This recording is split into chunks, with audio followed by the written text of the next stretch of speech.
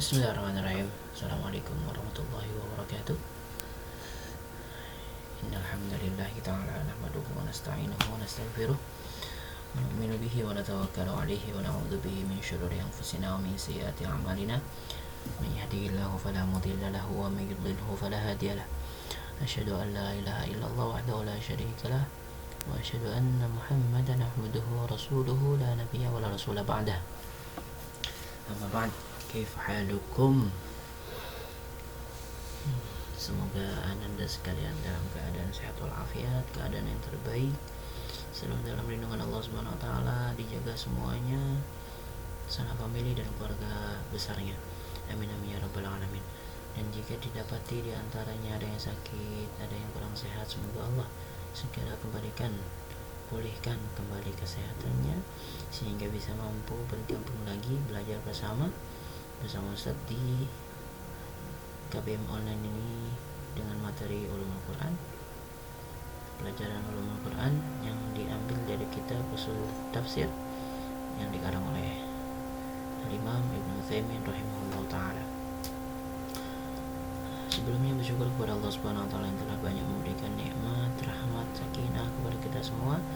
Di antara segala nikmat yang besar-besar tadi ada nikmat yang terbesar, yaitu nikmat iman dan Islam.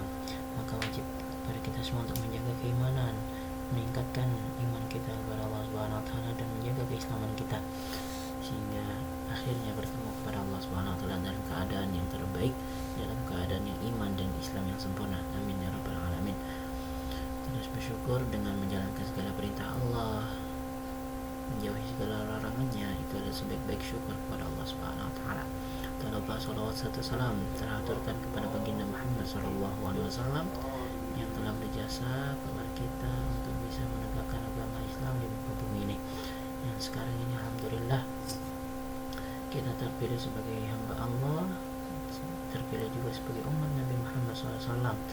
Maka sudah wajib bagi kita untuk meneladani beliau, untuk bisa berkehidupan dengan cara beliau yang sebentar ini di dunia, agar hidup yang sebentar ini bisa berkualitas dengan mengikuti sunnah Nabi Muhammad SAW. Semoga salawat dan salamnya juga terhaturkan kepada keluarganya, sanak famili, anak cucunya, dan para pengikutnya setia hingga yaumul qiyamah.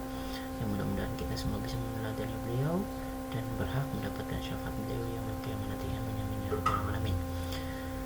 Kita masuk kepada pembahasan materi ulumul Quran masih bersama Ustaz. Insyaallah kita akan bahas tentang pentingnya berpedoman dengan Al-Quran dan Sunnah. Masih dalam pembahasan Al-Quran Al-Karim yang dalam kitab ini masih di halaman setelahnya ya. Jadi kita akan membahas bahwa Al-Quran dan Sunnah sebagai rujukan kebenaran, sebagai patokan kebenaran. Logika wahyu adalah hal yang terpenting agar kita bisa menerima kebenaran. Kita masuk bahwa Al-Quran Al-Karim adalah masdar syariatul Islam, sandaran, pondasi, pedoman dalam kita bersyariat Islam. Jadi Al-Quran Al-Karim adalah induknya syariat Islam yang allati bu'itsa biha Muhammadun sallallahu alaihi wasallam ila nasi kafah. Yang dengan Al-Quran ini Nabi kita Muhammad sallallahu alaihi wasallam diutus ke seluruh manusia, seluruhnya, secara keseluruhan, bukan hanya manusia.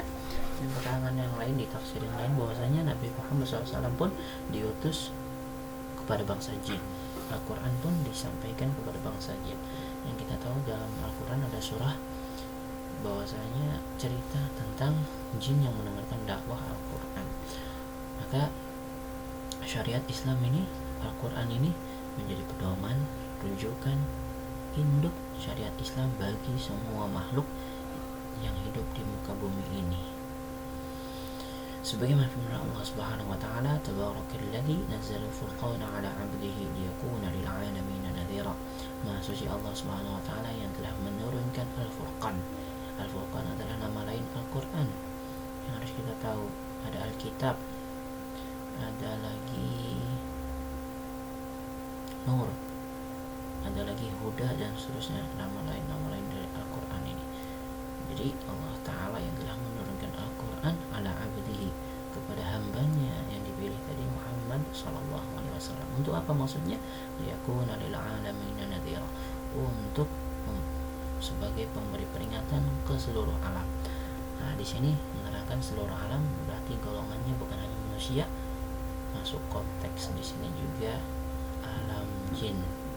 Ya, harus pahami di sini. Ada di ayat pertama dari surah Al-Furqan. Kemudian ada firman Allah yang lain, kitabun anzalnahu ilaika litukhrijan nas minadh dhulumati ilan nur bi'idzni rabbihim ila siratil azizil hamid.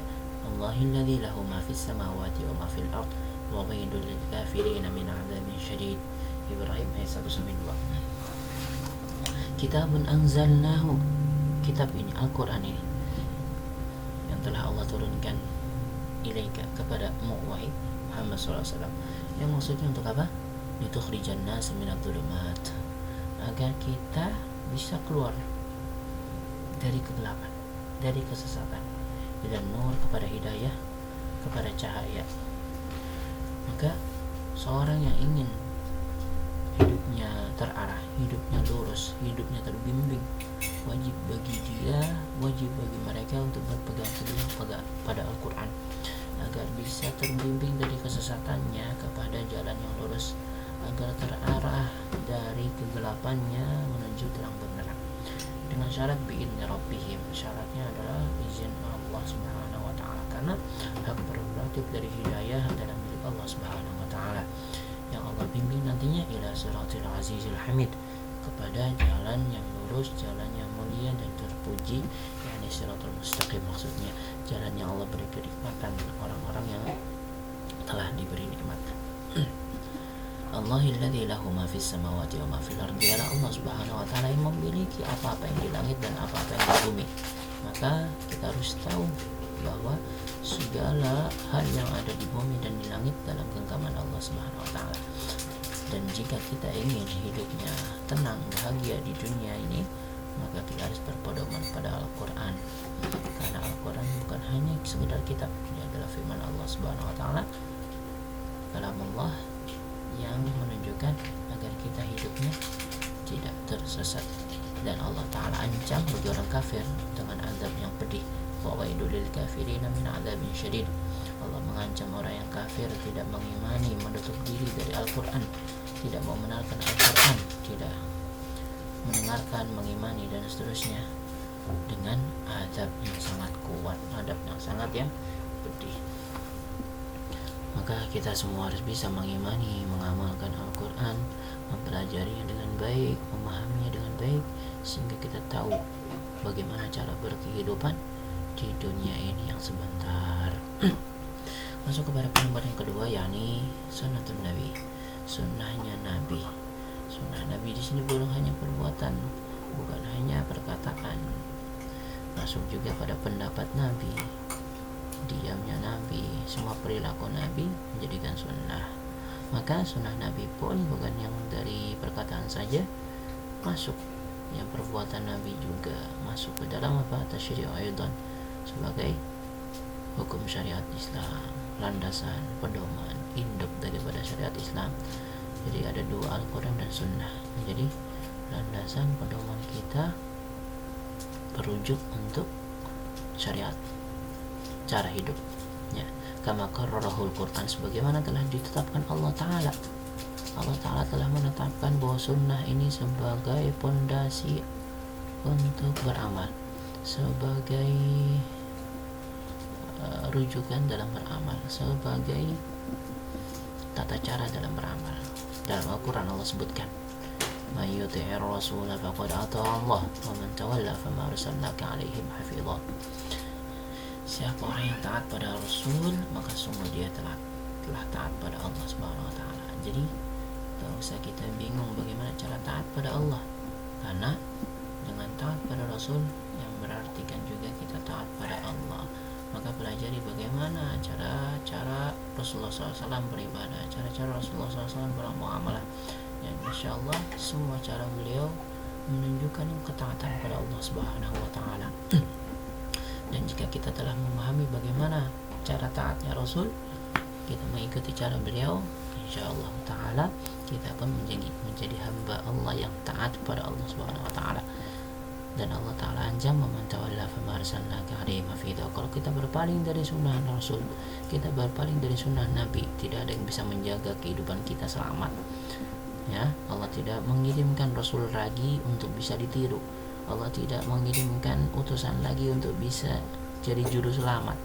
Terakhir Nabi adalah Nabi Muhammad SAW yang beliau menjadi rujukan bagi kita agar bisa mengikuti cara-cara beliau dalam berkehidupan. Ini surah dari surah An-Nisa ayat 80, silakan dibuka, lihat terjemahannya juga ya. Kemudian ayat yang kedua, wa may ya'sillaha wa rasulahu faqad dhalla dhalalan mubina, ada di surah Al-Ahzab ayat 36. Siapa orang yang bermaksiat pada Allah, tidak nurut sama Allah dan Rasulnya, tidak nurut sama Allah sama Rasulnya, tidak taat pada Allah dan Rasulnya, bahkan bermaksiat kepada Allah dan Rasulnya, sungguh dia telah dhalla dhalalan mubina, tersesat dengan kesesatan yang nyata, benar-benar tersesat, gak bisa ditolong. Bahaya di sini. Maka merujuk pada Al-Quran, merujuk pada Sunnah itu menjadi wajib. Kalau enggak, kita akan tersesat. Pahami semuanya ya. Lanjut kepada ayat yang berikutnya, yang ketiga. Wa ma ataakum ar-rasulu fakhudhuhu wa ma nahakum anhu fantahu, ada di surah Al-Hasyr ayat 7. Dan apa-apa, wa ma ataakum ar-rasulu, apa-apa yang didatangkan oleh Rasul, apa-apa yang dibawa sama Rasul, apa yang diperintah sama Rasul, fakhudhuhu, maka kita wajib mengambilnya bulat-bulat, tanpa tebang pilih, tanpa pikir-pikir. Karena apa yang disampaikan Rasul pasti sifatnya wahyu, bukan dari hawa nafsu. Kita harus ambil apa yang disampaikan Rasul, kita harus terima apa yang disampaikan Rasul, telan mentah-mentah tanpa dipikir-pikirkan, agar kita bisa menjadi hamba Allah yang totalitas ya. Kalau bahasa sekarang radikal ya, harus bisa kita mengambil semua sunnah Rasul SAW tanpa pilih-pilih, tanpa tebang pilih, tanpa pikir-pikir, harus langsung ambil. Wa manahakum anhu fantahu, dan apa-apa yang dilarang sama Rasul, apa yang tidak boleh sama Rasul, itu menjadi perhatian kita untuk dijauhi. Fantahu, agar kita menghindari semua yang dilarang sama Rasul, kita menjauhi apa yang tidak diperbolehkan sama Rasul ya. Ini harus menjadi patokan kita semua dalam berislam. Kemudian yang terakhir, qul in kuntum tuhibbunallaha fattabi'uni yuhibbukumullah wa yaghfir lakum dzunubakum wallahu ghafurur rahim. Tanda kita cinta kepada Rasul, tanda cinta kita pada Allah Subhanahu wa taala dengan kita mengikuti Nabi sallallahu alaihi wasallam. Maka marilah kita ikuti sunnah Nabi sebagai tanda kita cinta pada Allah, tanda kita taat pada Allah Subhanahu wa taala. Insyaallah ayat ini akan saya terangkan lebih dalam di pertemuan berikutnya. Kira ini dari Ustaz, syukran barakallahu fiikum. Jazakumullah khair, ahsana jazaa ala husni ihtimamikum wa istima'ikum ma'ana. Wa akhiru da'wana alhamdulillahi rabbil alamin. Assalamualaikum warahmatullahi wabarakatuh.